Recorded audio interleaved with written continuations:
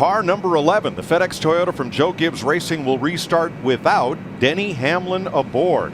Eric Jones, the young phenom who's had such success in the Xfinity Series, is now behind the wheel. But a good opportunity for that young man.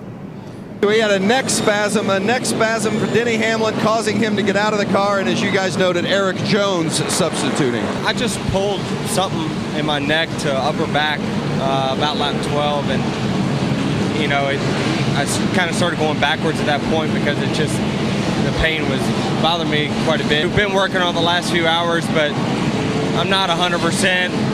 And with this format, it's all about winning, and there's no way I would have been able to go out there and compete for a win. So it's just doing my team a complete injustice for me to go out there and run a bunch of laps. Instead, I think it's just better to have Eric come here and run some laps, get used to these Cup cars. We know where he's going to be in a few years. So I think it's, although it's crummy because, you know, we spent a lot of time getting our car better through practice, and we really felt like I have a race winner. You know, it just didn't have a race winning driver today after I got hurt. And I think it's just something that'll go away. It's just, you know, just pulled something, you know, you jarred it some kind of weird way. And this just a tough track on next anyway, and I just got to go try to win Richmond next week. And Denny copied that, yes, indeed, he is starting to go through that checklist of dropping down the roof net and flipping that over the headrest. Brian Vickers, he's holding station here behind the wall, ready to go over. The guys on the wall waiting for Denny to come down pit road. At this juncture, it's closed. And Sean Curlin will help Denny exit through the roof. There is a step stool by the left rear tire for him to jump down on gingerly. Vickers slides in.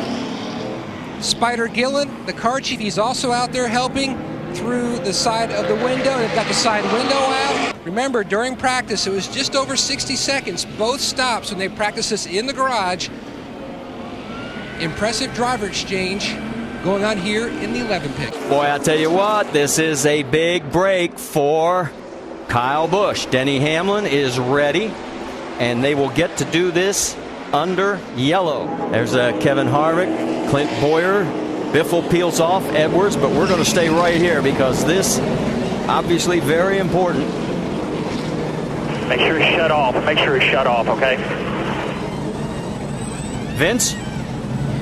Well, you heard Jason Ratcliffe in the communication with his team members, just complimenting Kyle Busch on not being able to see anybody get out of the car that quick, so Kyle did that very effortlessly. Now Denny Hamlin is in. As noted, there's not any changes inside the car that are necessary, not a change of the steering wheel or the belts. Everything will remain the same with Denny Hamlin.